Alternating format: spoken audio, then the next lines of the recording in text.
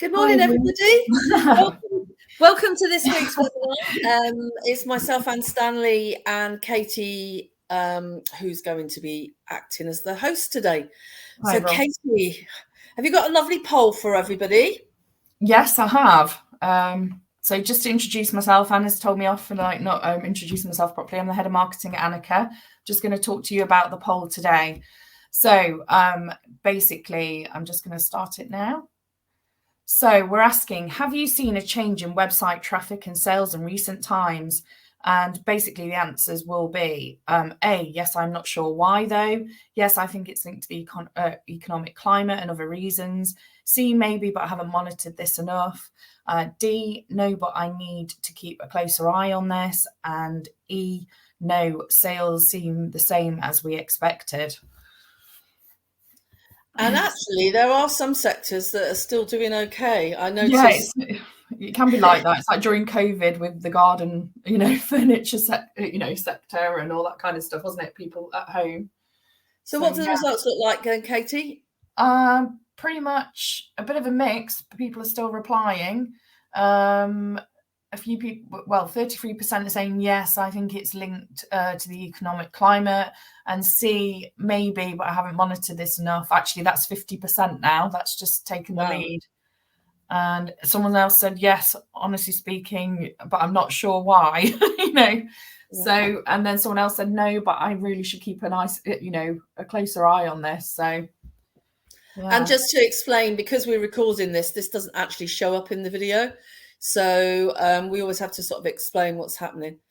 So I think we probably should get started, shouldn't we? Because we've got lots to talk about. So yeah, just a couple of things though.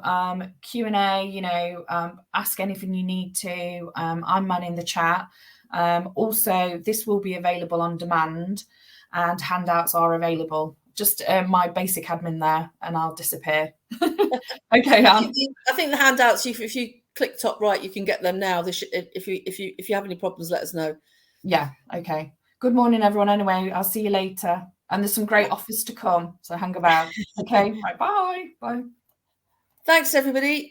So let's kick off. So the reason we decided to do this presentation was we had a few end of quarter reviews, and there was quite a lot of people that clients that were weren't very happy that they were only sort of the same as they were a year ago, and they couldn't really understand why things weren't growing yet. We'd had massive growth, or they were only getting 10 or 20% growth, and they just really didn't understand. And this was sort of March time that we started to notice people, and then in April all my colleagues in the other agencies started talking about it.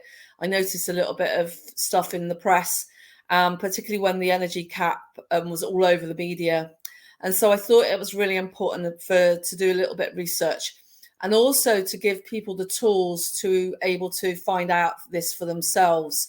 And actually what I've included in here is a mix of techniques, some of which you can go off and do yourself. Some of them are free.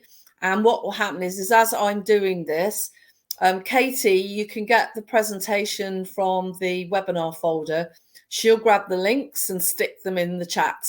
And so that means that you'll be able to actually go and find the tools. And I've tried to put the URL wherever I can. So just to start then, I think most of you will probably know me by now, but I'm the founder and CEO. And I've been in digital marketing for 20 years. You'll notice everywhere Anicca 15. This is because Anicca's in its 15th year. I have actually got two co-directors, Angie, who's on the call today, and Darren, who's now our MD. I'm not sure if Darren's on the call this morning.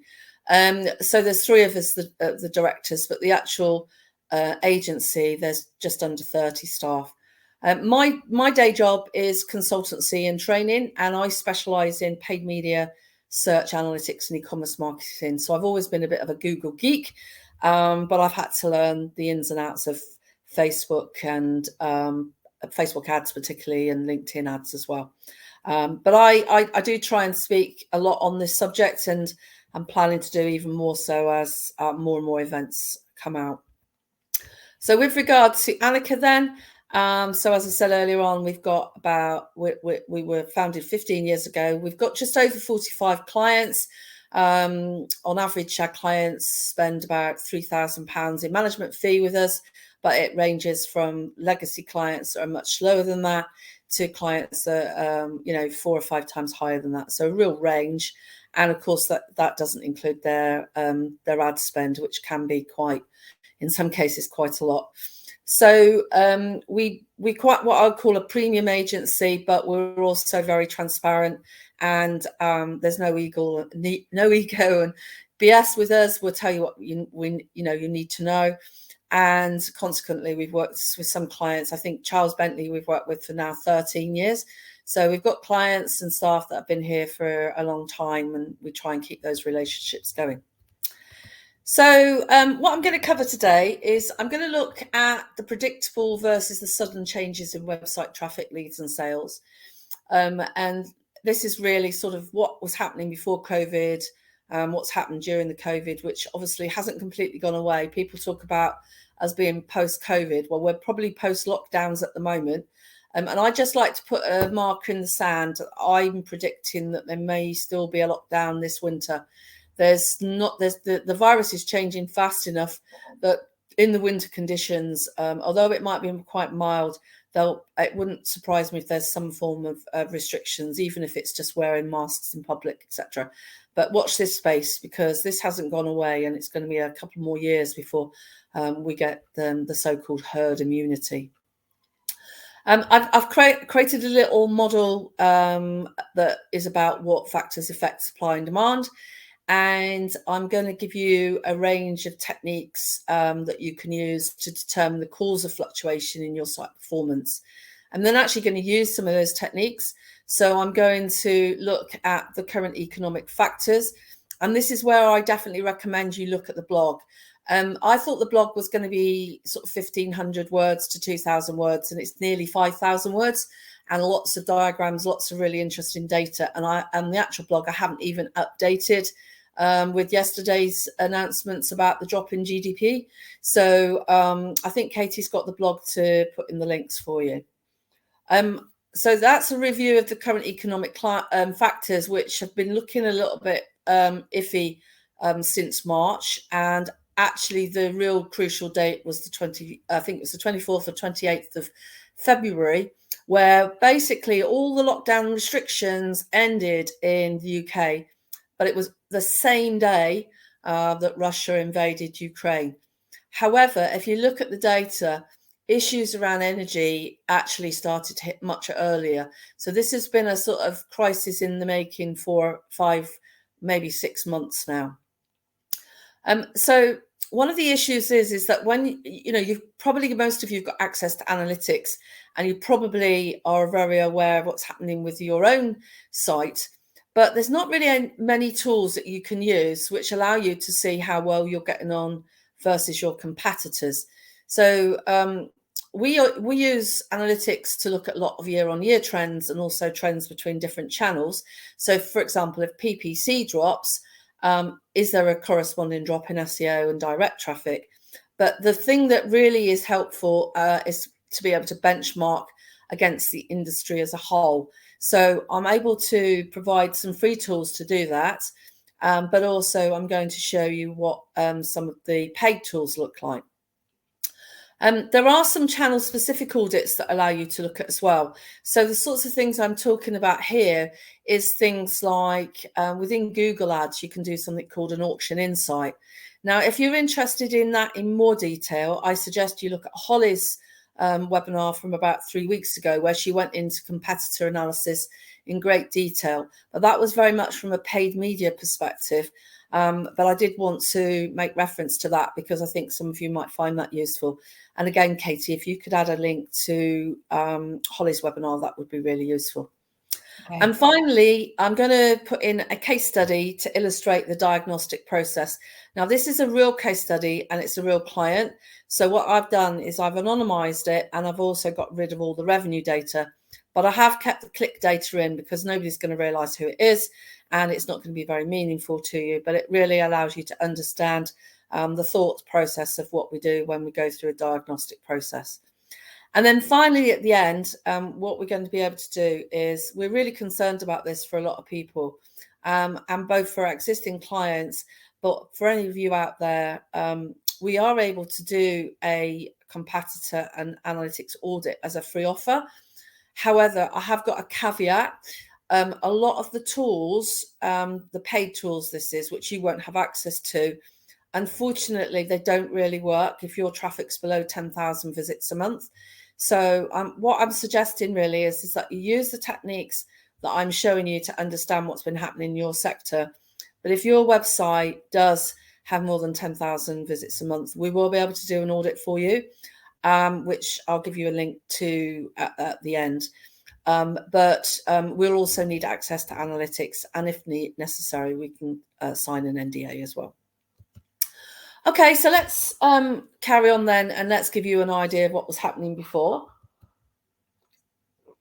So if you go back to 2017 and compare that maybe 2 years, 2017 to January 2017 to 2019, it's a really nice period of time.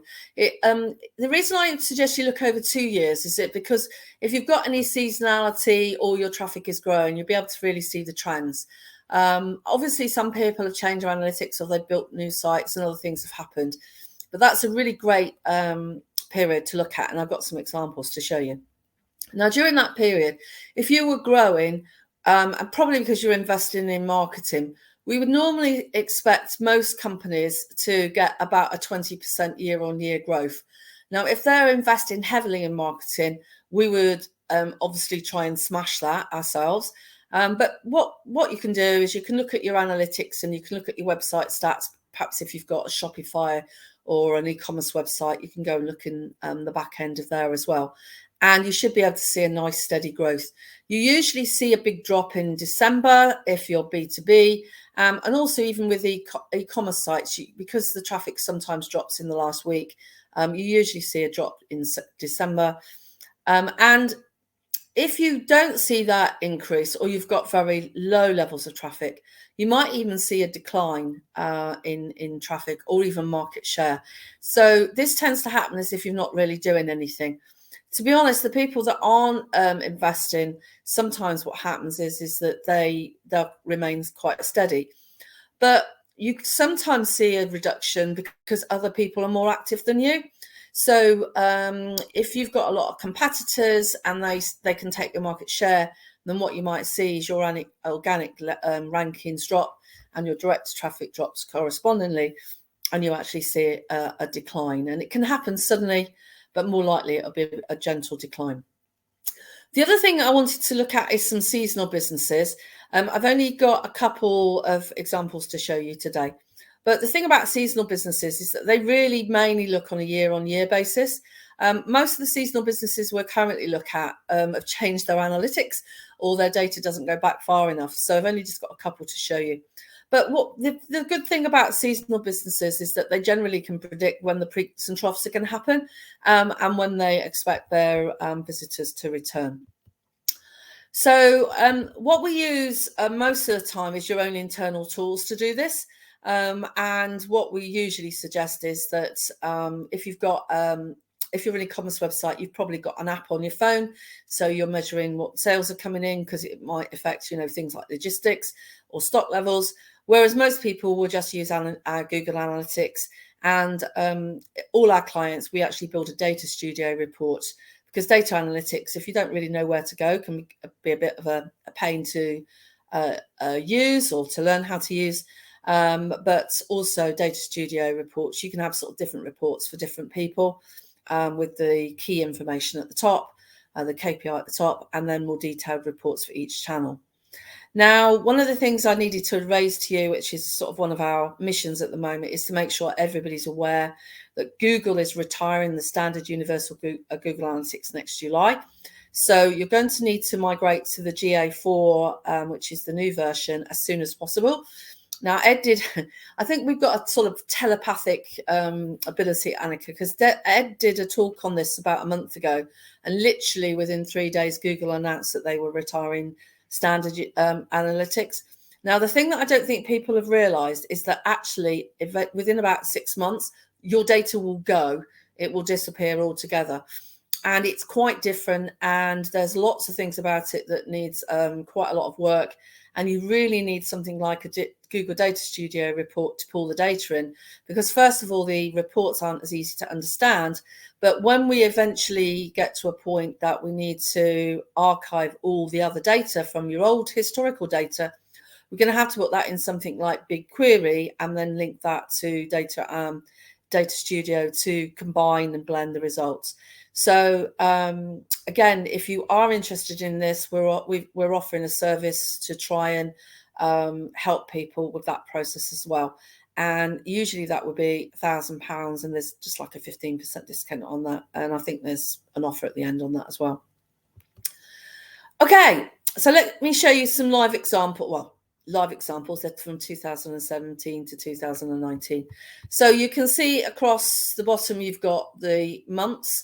And then for this particular site, this is an e-commerce site for labels. You've got that gradual increase in traffic, and then you've also got an increase in revenue. And what you notice is that the two start to diverge as you start to get more revenue versus the traffic. And this was because around this time we sort of took over. I think it was around here. And what we actually did was we actually reduced some of the waste in the PPC and actually was able to get more revenue for less traffic, which is what you want to see. Now, in this example, which isn't a client, you still get this increase in revenue, but you've got this steady increase in traffic, but a much faster increase in revenue, particularly in 2019, where it grew really, really quickly. Now, I know this client, but this company, but they're not clients of ours. But I know that at that point they invested a lot in their they massively increased their Google ads, and that's why they got this huge increase in revenue at that time. Now, this is a barcodes provider, quite a well-known company again. And what I've done in this one, because they're a lead generation site, instead of showing you the revenue, what I've done is I've shown the organic traffic, the direct traffic, and the paid traffic. So you can see that there's a gradual increase in all of them as they go up. And then you've got a couple of, this is slightly seasonal because it sort of matches when there's a lot of e-commerce activity around Black Friday. You get a lot of people requesting barcodes. Now, if you compare that with a seasonal business, this is a winter sports company, and they're an old client of ours. They actually took it in-house, which sometimes happens. And you can see that they got this big increase in traffic, which again was due to this particular sport. I won't mention what sport it is. But you can see again, when we took over the PPC at this point, we actually managed to get an increase of revenue compared with the traffic. And that's because in a lot of cases, what we do is we cut back on some of the traffic that's being wasted. And we also, want to try and increase revenue across various different channels, depending on what type of contract we've got. Now, this is a very big shoes brand, and you can see, they've been clients for quite a few years. So you've got very large numbers of users there. And the interesting thing about shoes is you actually have quite often a spring boost. You often get a school holiday boost, but the one you can really see is the extra money that's spent at Christmas. And that's a combination of people buying boots for Christmas and winter, and also things like slippers. So you get this big Christmas boost as well. And also you also get a slight November Black Friday kick as well. So you can see that. And I think actually that one, in this case, it's a little bit difficult to tell. That early one there was actually school. But what you can see is in this year, again, that looks more like school and that looks more like Black Friday. So not quite the same peaks. They're slightly different depending on the year. So that peak is earlier because I think that's school. Well, that one I think is Black Friday. And then that one was definitely Christmas and Black Friday. So what I then wanted to do was look if you've got a sudden drop of traffic. These are sometimes these are the nasty ones, but sometimes these can also be increases. Now, you know that I've already mentioned Black Friday, but you'll often get spikes around Valentine's Day, Mother's Day, Halloween, etc. So those are pretty predictable, but they can cause quite big spikes. But the ones that we don't like to see in most cases is the algorithmic changes. That's when Google has a search engine change, and it can shift traffic quite considerably. Now, unfortunately, we tend to only hear about this when somebody gets a negative impact. So often it's when a client has had an algorithmic change, they've been hit by a big Google update, and we get a desperate call, can you help us? So most of the cases, we don't see really big positive spikes, because in most cases we are, unless we've corrected something, and you sometimes get, well, hopefully more often than not, you'll get some form of correction. But the people that are seeing the increase are often quite subtle, whereas drops can be quite significant. Another reason why there can be a massive change is actually if you've done something yourself. So we get this from site migrations, and that can be good or bad. In fact, I need to probably add that in here. We often see that when people do a site migration, if they haven't done the redirects correctly, you often get a big change. But also just increase in marketing activity. So, for example, if you start paid search, or you can do something offline like a TV or a radio ad or something, that drives a lot of awareness. It could be a massive a big poster campaign even, which may not have been as expensive as a TV or radio campaign. But what happens is you get a corresponding increase in organic traffic or a direct traffic. And this is when they're actually searching for your brand. And the way you can spot this is if you use a tool like Search Console, which I'll show you later. Other external factors can be things like good or bad publicity. And this could be over a new product or a brand or a change in demand. So suddenly everybody's talking about a product that you happen to sell. And then there's a load of rare political events like Brexit, the banking crisis, recession. And of course, some of those are the ones that we're going to be talking about today as well. Okay, so let me give you a couple of examples. So this is an example where this is an old client. We used to do their PPC, and unfortunately they went to an agent, another agency. We weren't working with them at the time actually, and they went with another agency and they outsourced their SEO overseas. And fortunately, they did quite a lot of spammy things, and they got hit by a big Google penalty. And that was in the middle of I think that was around, I can't even read the dates there. I think that was 2015, 2016. And then the next one is an example of a client that actually launched a brand new website.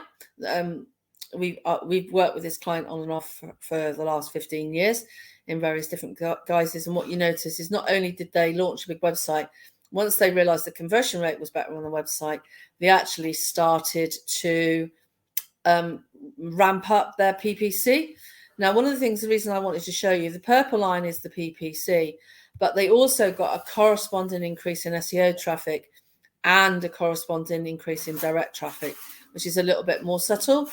Now, the reason that's in, there's two reasons for this. Obviously, when the new website went live, they corrected some of the SEO issues that they'd got before.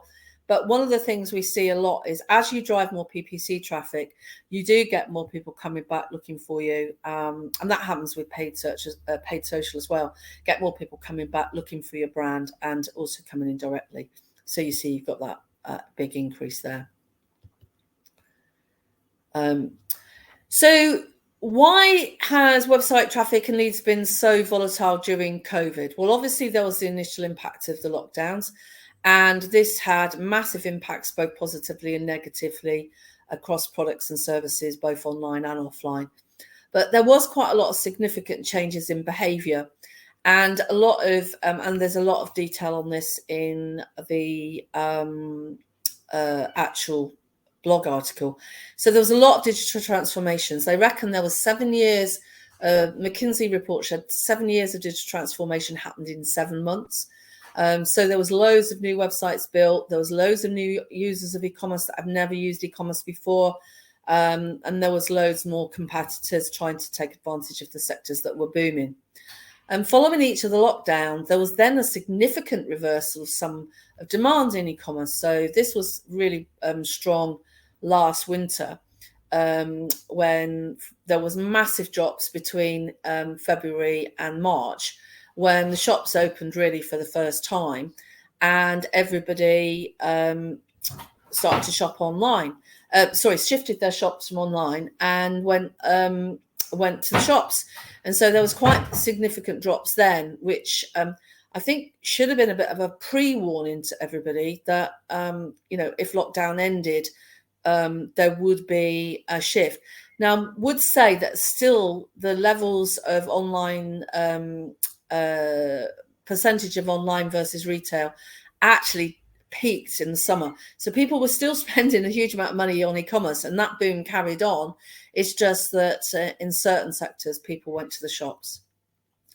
Now, we saw big changes in demand on specific products, particularly around home and garden and fitness, where the increase was driven by working from home, restriction in travel or socialising, and in some cases, there was actually more disposable income during COVID. Now, this was obviously a lot of people had a lot of hardships, so I'm not being flippant here, but a lot of people were on furlough.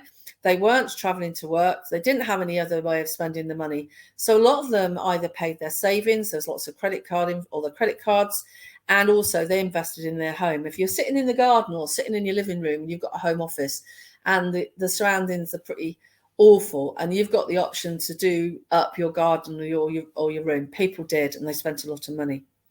Now, we're going to look at some more recent changes in demand in 22 when they switched their buying behaviour.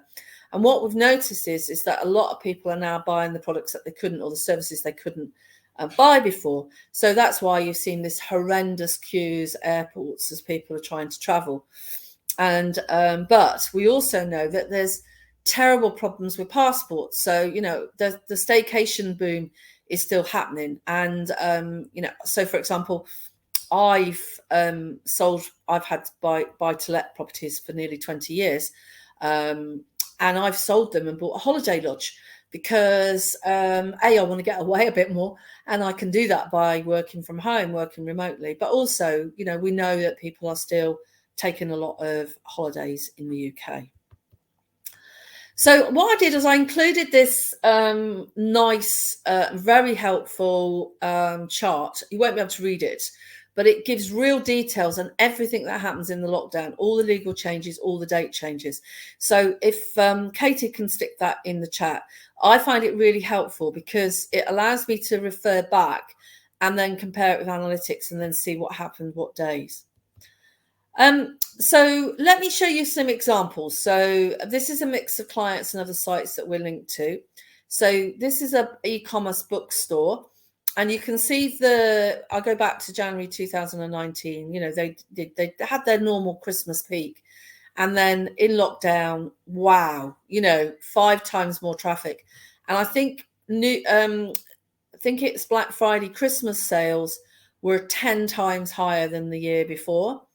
And then after Christmas, we saw that really big February, March decline there, which sort of set them up as a new baseline. But it was still, 4 times what they were getting the year before. And then they went on to have a Christmas boom. And then it sort of plateaued since Christmas. And this really goes to the end of April. Another example is Home and Garden. Now, their historic data is not available in this particular analytics account because they actually changed their website. So this is sort of their baseline figures, and their figures are very seasonal anyway. And they really did their switch sort of just before the last quarter. So a lot of this data really doesn't, you can't really see happen until really January 2019. Now, at that point, you got this huge swing into garden and home, and then it sort of slowed down in line with their sort of seasonality. And you can see that, again, their revenue exceeded their traffic quite considerably. Then you had a little bit of a quieter winter because they've got such a seasonal product. And then again, although we didn't get such a big traffic spurge, we still got that massive increase in revenue up until Christmas. But this time they've extended their season quite a lot because they've got a much bigger range of furniture, which always does well before Christmas. And then you can sort of see the drop. Now, unfortunately, you can't quite see the revenue figures because I've had to block out the numbers, but you've actually started to see the increase. Now, if you compare that with this time year on year, again, this was sort of the lockdown. They are up on revenue, but their traffic is down quite a lot. But they're still significantly up from before pre-COVID. And then the final example I wanted to show was something where it went the opposite direction. So this is an old client. Unfortunately, they had to stop being a client when COVID hit. This is promotional gifts, and they were doing really, really well. We were growing the revenue quite considerably, a bit of seasonality. This is usually pre-Christmas stuff. And then COVID hit, and wow, they just dropped off. And they've not really recovered yet. Although promotional gifts, and the main reason they've not recovered is they've not kickstarted their PPC. I think they've had they've had a lot of promotional gift companies had quite a rough time, and they were quite dependent on PPC prior, so they've not restarted that again. So if you look here, this was the start. This was the 24th of February, and that coincides with the day that Russia invaded Ukraine, which is been a disaster for Russia, but the whole of the Western economy, really. And one of the reasons why we're all the profits from the conference are going to Russian refugees. When we start looking at the factors that impact supply and demand, I've just created a nice model. So this is the changes in your traffic, leads and sales. So this works for both B2B and e-commerce traffic. So this is the economic factors that affect demand. This is the sector and competitor factors that influence supply. And then your site, your positioning, proposition and performance, that's really how you take advantage to that changing situation out there. And then that impacts how you're actually doing. So let's have a look how you can actually determine what the causes of the fluctuations in your site. So first of all, have you witnessed any large fluctuations in web traffic and leads or sales? So we got from the poll that a lot of people had, or they're not sure. So of course, the reason for coming today is to sort of learn about how to do that. But it does really show the fact that you need to be keeping a close eye on what's happening in your analytics. And then how can you tell if the cause is the economy, your sector, or just your site? So this is really a matter of sort of trying to diagnose what the cause is and to see whether it's just you or whether you're just following the trends, or in some cases bucking the trends. So an Insight audit is a series of discovery audits which look at those three factors. Now, in the most cases, what we can do and what you can do is you can use your own first-party data. That's the stuff you own. Such as analytics. But if you want to look at what other people are doing, you're going to need to look at third-party tools. You're going to need to look at third-party data, basically. And some of these you have to pay for. Now, as an agency, we can do some of this on your behalf. And we are going to offer to do that for some of you. But just to clarify, this isn't the only type of audit that we do. We also have a load of social listening audits. We've invested a load of new tools, and we can also do audience audits as well. Now, some of these other tools, really heavy, detailed technical SEO audits, etc. A lot of those, there is a fee associated with them. If you want to work with us, of course, if we do an audit for you, we do refund the cost of doing the audit. Okay, so these are some of the ones that we're going to look at, and I won't spend too much time going through this, but I'm going to look at all of them individually, and then I'm going to actually go through a case study to show how we did it. So first of all, let's have a look at the current economic factors. And yesterday, all the information about the GDP drop, it had leveled off in February and had dropped in March after some growth in January. And what's basically happened is that the cost of living crisis, mainly caused by the cost of fuel, the energy cap coming off, petrol increases to food, has resulted in a retraction of the GDP. Now, there is some belief that this is a self-fulfilling priority, because the more people hear about how awful it's going to be, the more people tighten their belts, and they've just reprioritized their spending. Now, this wasn't helped by the fact that I've got loads of other factors to talk to you about, but when everybody was really struggling anyway, particularly the people on universal credit, on 0-hour contracts, and then some of the other political decisions that the government have made, which we'll come on to in a minute.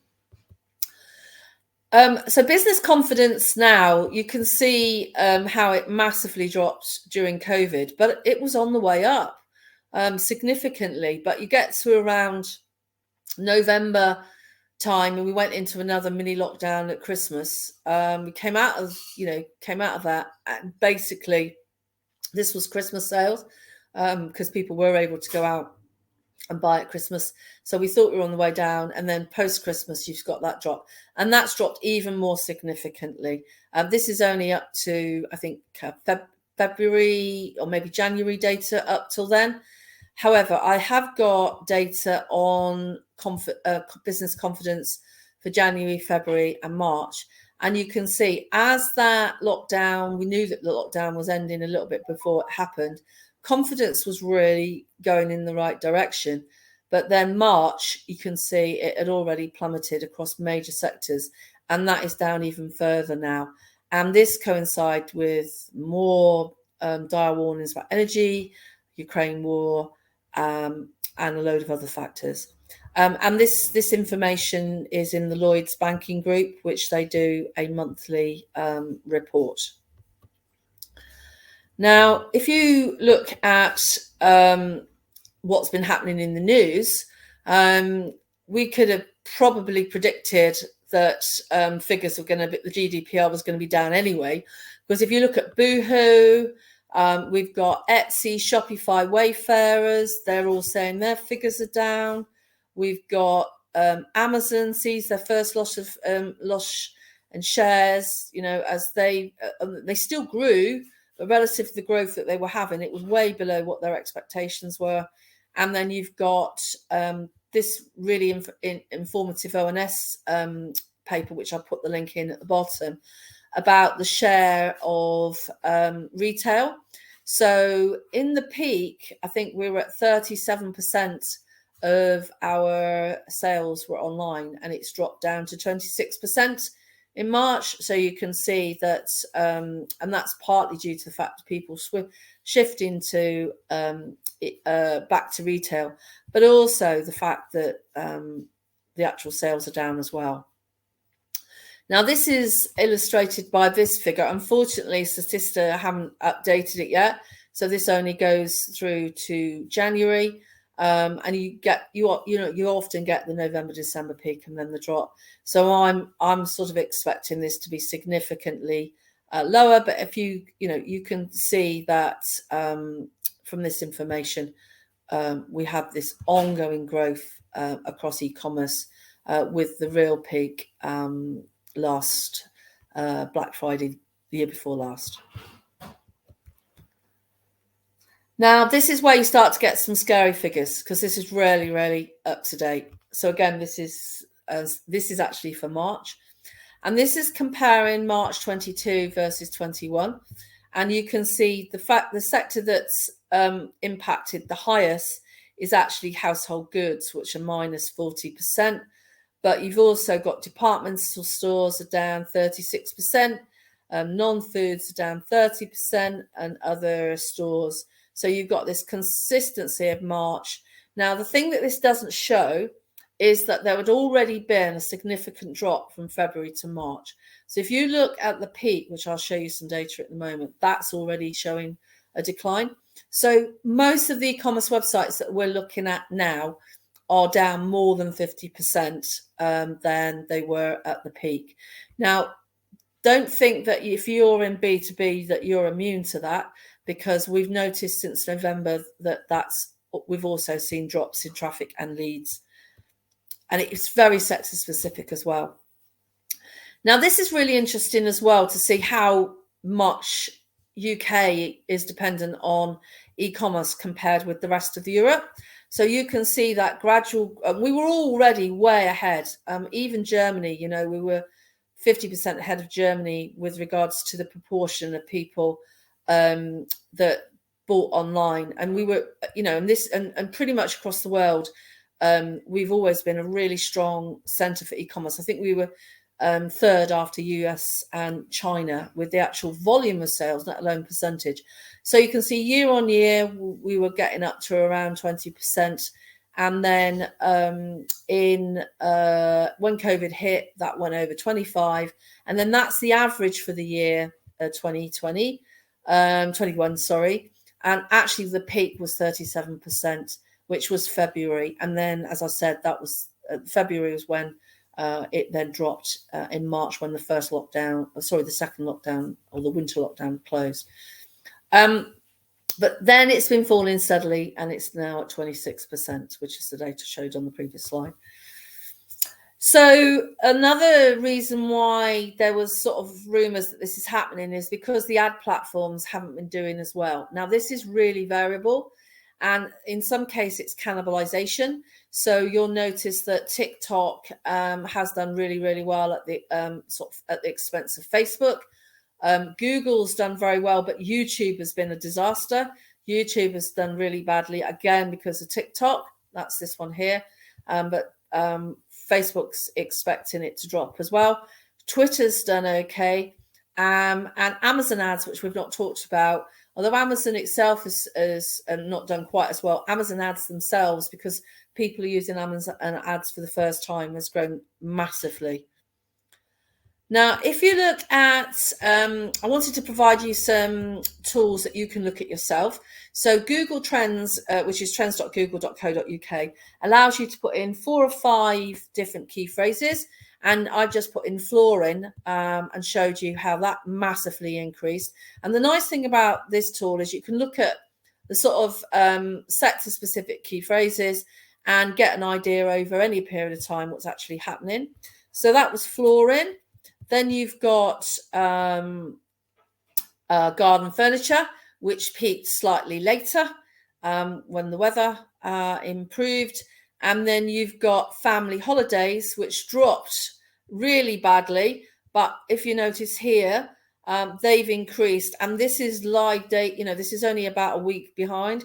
So you can see that that is still growing. So the cost of living crisis, people want to get away.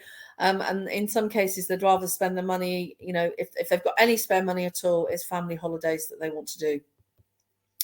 Now, we also can refer you to a tool called topics.seomonitor.com. If you can't see it on this one, you can see it on the next one. And this is really useful because you can put in a word and it gets its data from Google Ads. You can put in a word like flooring, and then it suggests all the key phrases and it shows you the trends. I use this all the time, particularly when I'm researching for a client.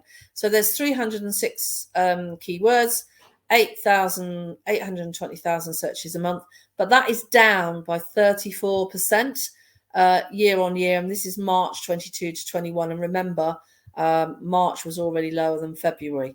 Now, this only gives you 12 months data, so it doesn't allow you to look back before then. And garden furniture is 62% down, but look at the volume, 3 million searches relating to garden furniture. And you can actually look at these individually, which is really useful for doing key phrase research for both PPC and SEO. And then this one is family holidays, which have actually seen an increase since last year. So you can see that it's increased significantly, 117% on the year before. And again, quite large volumes, and you can see the individual phrases that have gone up and relative to each other.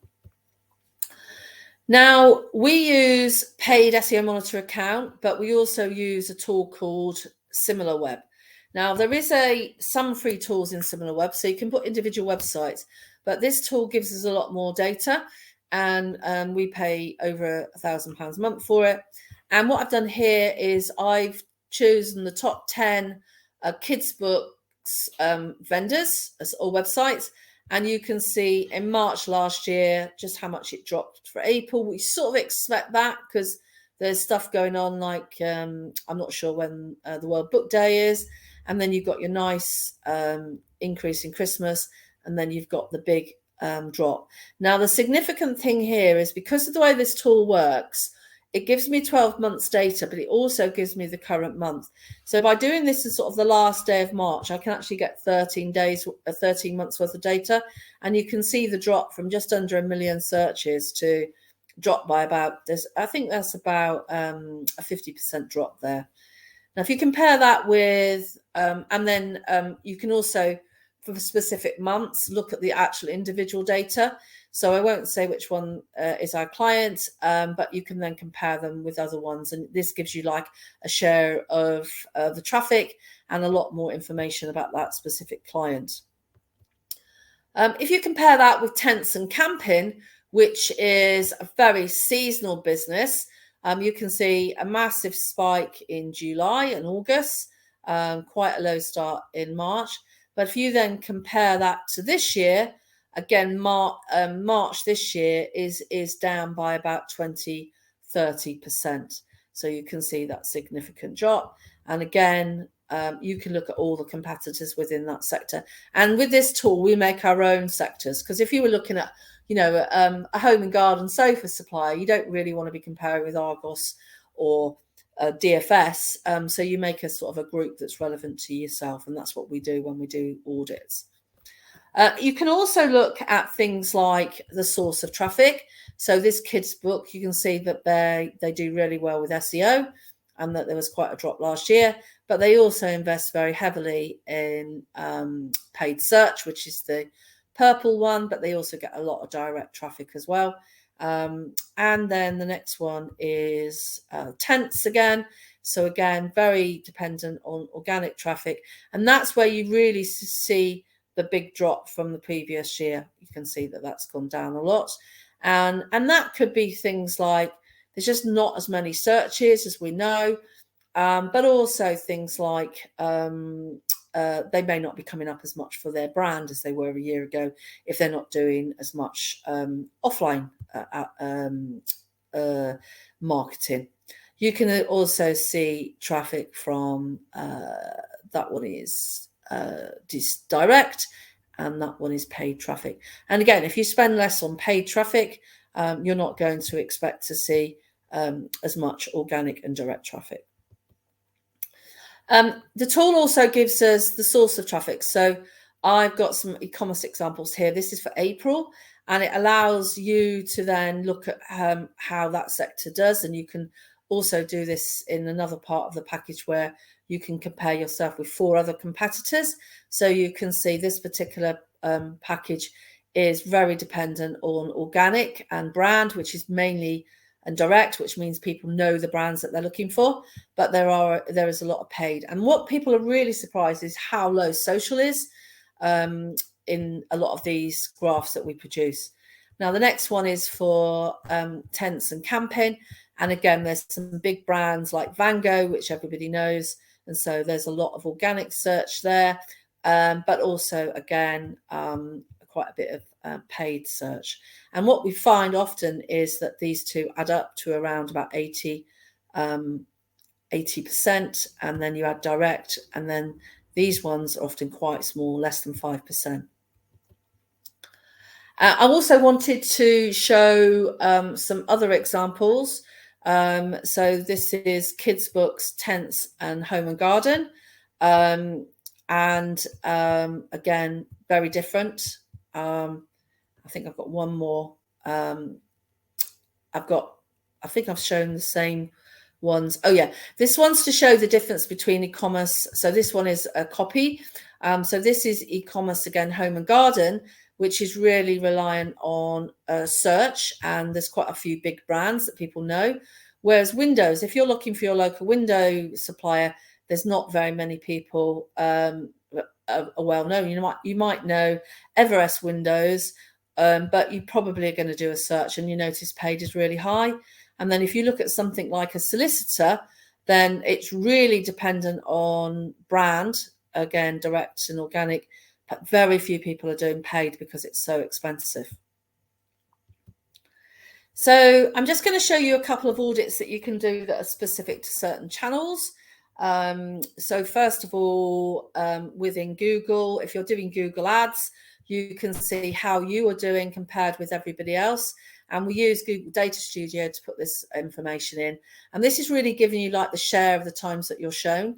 And you'll notice the yellow one is Amazon. So at certain times of year, they're really, really active. And then look, Christmas, they really up the ante and they start spending a lot of money on Google Ads just prior to Christmas. And we noticed that at that time, the blue, it drops in share. Another one is how you're ranking. So the nice thing about the topics.seomonitor.com tool is you can put some competitors in. So this is for gin, whiskey and rum, 120. It's not a particularly high, 125,000, and it's very seasonal, obviously around Christmas. So 2% year on year change. I think everybody's gone to the bottle as they're getting very fed up with what's going on out there. But you can see you've got Drink Supermarket, Just Mini, I can't even read it, Miniatures, VIP Bottles, Drinks Direct, and the Whiskey Exchange. And so actually what you can do is get an idea of their visibility score, which is how many, what proportion, it's like a share of what proportion of the impressions they're getting. And it's very dominated by Drink Supermarket, but also an idea of how many visitors they're getting.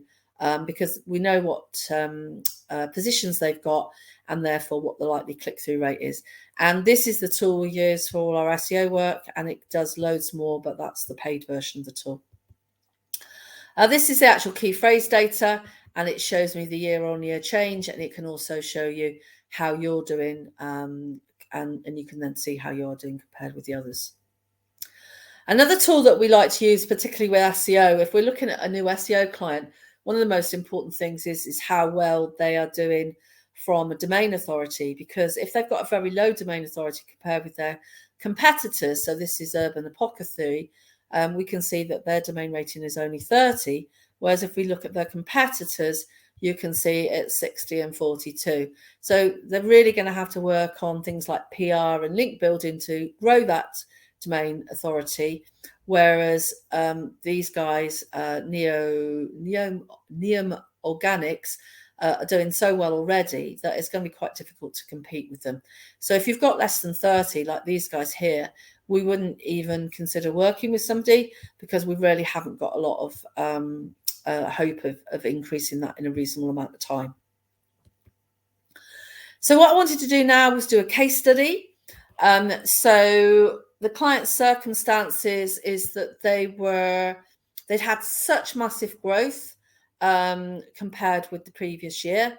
And what we wanted to do was we wanted to try and understand, and this is before all the really bad news hit. So we were trying to work out how they were doing compared with their competitors and use some of the tools in their own analytics. So first of all, I'm not going to give you the sector because I haven't mentioned them already, so I didn't want to do that. So what I did was I put their client's top key phrase in, and March versus the previous year, I could see immediately that they were down 34%. So searches were down 34%. And their competitors, I'm not going to say which one it is. Oh, this is the, I think this was the client. I think that's right. Compared with the client, they dropped. I think that I might need to check that actually. So the thing about this is that a lot of their competitors sell a lot of associated products. So if you actually look at some of the other products that they a competitor sell. They don't sell them. So when you look at the detail, they're actually doing a lot better than that. It's just that some of the products they don't have on their site. Now, the next tool we can use is the SimilarWeb data. So I've used the same analysis, and what we can see is that last year in March they had 30,000 visits. Now, this doesn't exactly match what they've got in analytics, and we know that the tool doesn't give it's not exactly comparable, but also below about 20,000, the sensitivity is a bit low. So what we wanted to see first of all was how they were doing compared with the top 10 competitors, and they are actually in that mix. And you can see that that they've got about 15% of the market share in traffic, and last year the sector was at 583, and this year it had dropped by 50%. So, or 49%. So their drop was sort of in line, slightly more in line, a bigger drop, but was in line with the industry as a whole. So we needed to investigate that in a little bit more detail. So the next thing we did was we wanted to look at year-on-year sales. So I've gone from January 2020 to February 22. So I said it was before all the big changes. And the blue line is effectively the current year. And then this is comparing with the same time or the same date the year before. So this would be February 22 versus February 21. And you can see the sessions are down. So when the orange line is above, that means it was higher last year. However, when you look at revenue, it's a different story. Now, there was an e-commerce tracking issue temporarily, which wasn't anything to do with us. But you notice from August, actually the revenue had gone up. So although it dropped since normal in December, the revenue was actually quite a bit higher than, I think that's about 20% higher than the previous year. So we needed to understand why, because if it's not sessions, what's causing it? So the first thing we looked at is average order value. Now that had been growing quite consistently since the middle of last year. Now that was a combination with people buying a bigger, so the average order value is the average basket value. So people were buying more and putting more in their baskets. There had been some price increases, but also they were shifting what they were buying as well towards more premium products. And the other thing about it was that the conversion rate had gone up. So your conversion rate had gone up significantly, particularly around Black Friday, because it's not the most important time for you, but they do get a little bit of a spike. And so the combination of increased average order value and conversion rate offset the drop in sessions. So they ended up with more revenue. So if you just look sessions and revenue on its own, you don't get the full picture. Now you need to deal into that in a little bit more detail by looking at the actual channels. So I've just realized I'm running out of time. So this is the sector-specific data, the traffic data, and you can see that's all looking down. But when you look at the individual channels, you see that some of them, like organic, had actually gone up, and social had gone up, and it was actually they were spending less on paid. Now, this was because we were trying to make efficiencies, but also in some cases they were reducing their budgets. So it was almost a self-fulfilling prophecy. If you spend less, you're not going to get as much. Now, if you look at revenue and conversion rates, they'd gone in the right direction. But again, there was a different story depending on channel. So direct had gone down at the expense of some of these others, and social had gone down a little bit as well. Now, when you look at the actual channels that drove revenue, you can see users by channel. But then when you look at revenue by channel, you can see that although the tracking was there, you've got that consistent growth in paid throughout that time. But as you spend and do better at paid, you also drag the others up as well. So you see that direct traffic also increased during that period. Now, this is Search Console data, which we haven't talked about so far. So this gives us the actual searches that you receive. And it also gives data on the impression, the positions, and the click-through rates. So this is for all queries. And this was done in March, I think it was. The date appears in a minute, versus 3 months the previous year. And you can see that the total clicks have gone down, but the impressions, the click-through rate, and the positions have gone. The impressions have gone up, the positions have gone up, but it was the click-through rate and the clicks that had gone down. Now, if you look at brand, it's even worse, and actually all of them are gone. So that meant that less people were searching on brand queries. But I wanted to get to the bottom of this, because we know that what's happening in Google is that they are, and you can see I've done this on a time basis. So positions were better, impressions were better, but click-through started to fall. Click-through rate started to fall. So overall, they ended up with less clicks. Now, we know from some analysis that is out there that as Google changes what goes at the top of the results, things like more shopping ads, the map, other ads, and also sort of the rich snippets feature snippets where they provide the data for you, is click-through rates have gone down. And so what that meant was that although the SEO was working in the right direction, click-through rates wasn't working. So what that meant is that we really needed to look at how we can improve the click-through rates.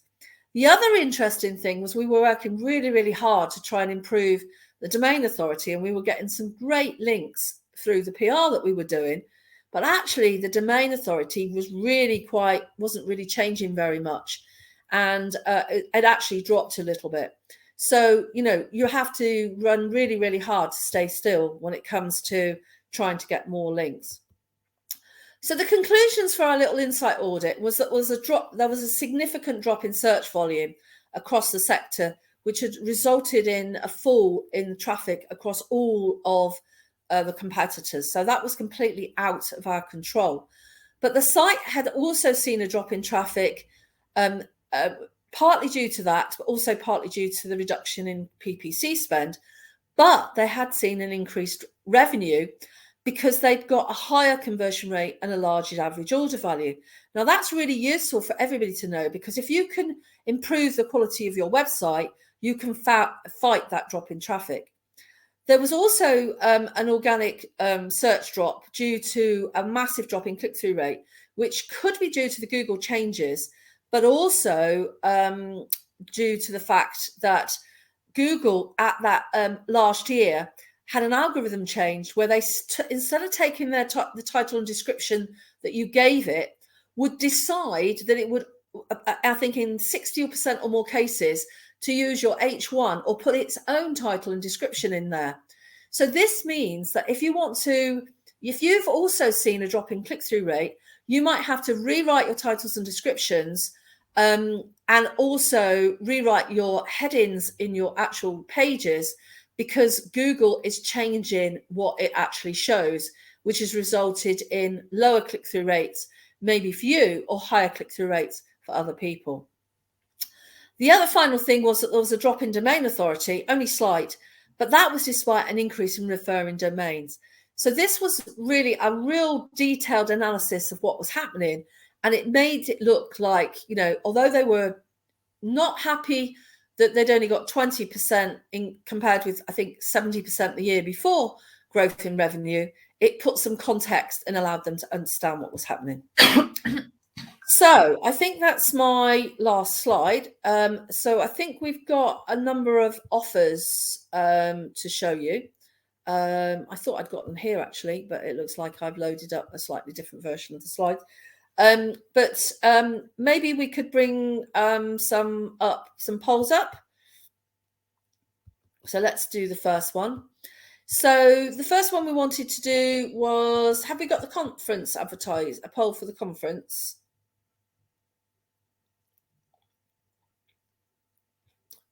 I don't think we have. We have got the offer. So let's put that one up.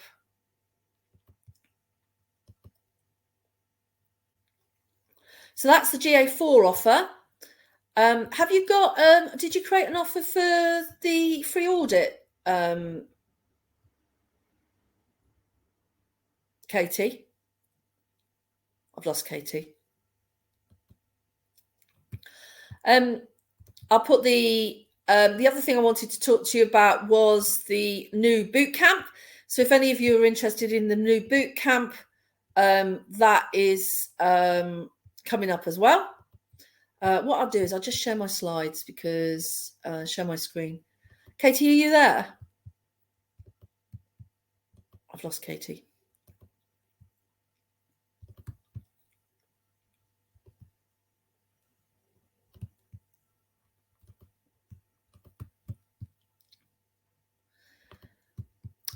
So I think what's happened is I've done this in the wrong screen. So we've got the Insight Audits. We've got a GA4 audit. We've got a link to Leicester Digital Live, which we can grab. That's actually on the site. There's a banner at the top. And let me just bring up the blog on the... So if you go to our blog, there's the tickets there. You'll see on the Anicca site, if you click through to website audits, there's a really detailed analysis with a lot of extra information. And if I grab that link, you can grab it for yourself.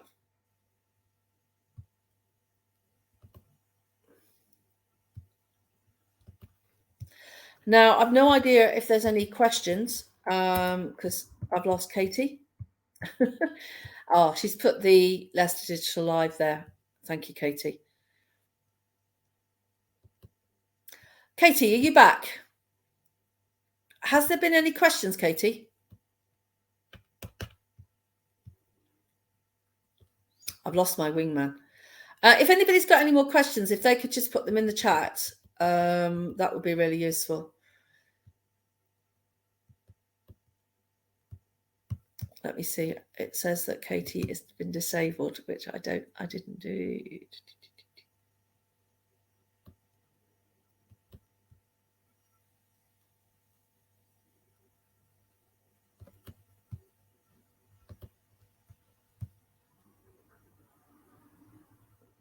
You should be able to get in, Katie. Maybe you can log in as me. Okay, well, we seem to have lost Katie. So unless there's any other questions in the chat, it would be great. Yeah. If there's any other questions, I think we call that a day. Hopefully you can all get some tickets to the conference, which would be amazing if we could see you on the 7th of June at Winstanley House. We are also looking for some sponsors, if there's anybody out there. And if any of you would like, I'll just stick my email in here as well. If any of you would like to take up the offer for the free competitor audit, that would be brilliant. Excellent. Thanks a lot, everybody. Have a great day. You should get the recording in a couple of hours. Bye.